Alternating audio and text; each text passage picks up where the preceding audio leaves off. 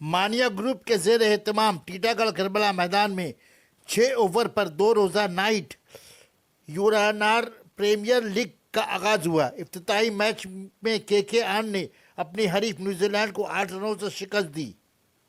Toss के बाद KKR ने बैटिंग की शुरुआत की। 6 ओवर के ख़त्म होते ही न्यूजीलैंड ने बल्लेबाजी की शुरुआत की।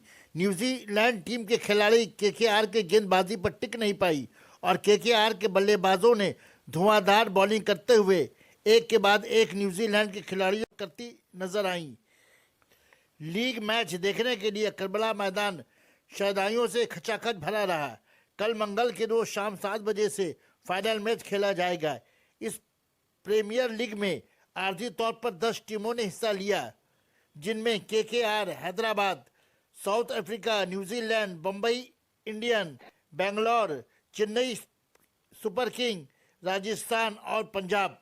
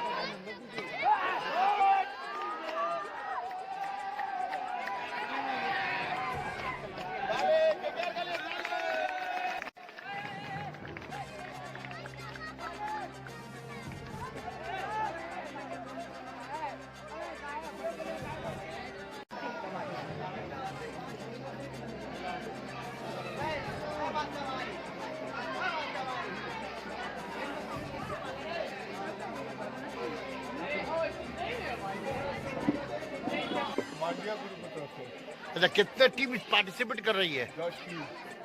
कौन कौन टीम है?